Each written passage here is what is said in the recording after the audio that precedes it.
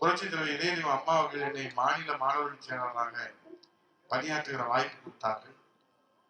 அதற்கு பிறகு மதுரை விருதுநகர் பொறுப்பாளர், அதற்கு பிறகு சாத்தூர்ல என்னை போட்டியிட வைத்தார்கள். சாத்தூர்ல இங்கேயாவது இளைஞர் இளம்பெண்கள் பாசறைக்கு உங்களோட வந்து பணியாற்றி அங்கங்க போட்டுருவோம்.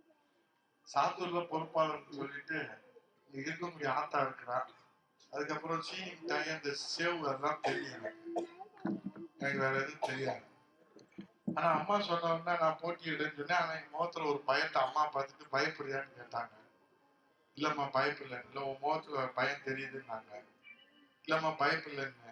ஜெயிச்சிருவேன்னு கேட்டாங்க. ஜெயிச்சிருவேம்மான்னு. எப்படின்னு கேட்டாங்க. அம்மா என்ற 3 எழுத்து சொல்லி நான் ஜெயிச்சேன். 30,000 ஓட்டு வித்தியாசத்துல ஒரு பைசா கொடுக்கல. இந்த தேர்தல் பொறுப்பாளரா என்னுடைய வழக்கறிஞர் சந்திரசேகரன் அவர்களும் இங்க இருக்கிற மாணவர்கள் தம்பிமார்கள்.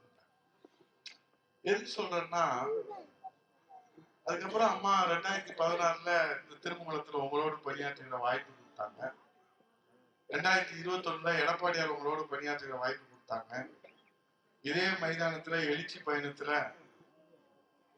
ஒரு சிங்கிள் பைசா யாருக்குமே கொடுக்காம 1 லட்சம் பேரை இங்க திரட்டி காட்டிய வல்லமையும் ஆற்றலும் நம்முடைய திருமங்கலம் எதிர்பார்ப்பு இல்லாத உழைக்கிற தொண்டர்கள். இனிமேல் அந்த பகுதிக்கு நீங்க தான் பாதுகாவலர், காவல் தெய்வம், கொலசாமி. அந்த ஊருக்கு, அந்த வாக்காளர்களுக்கு, அந்த பகுதியுடைய நிர்வாகிகளுக்கு நீங்க தான் குலசாமி, நீங்க தான் பாதுகாவலர், நீங்க தான் வழிகாட்டுகிற தெய்வம்.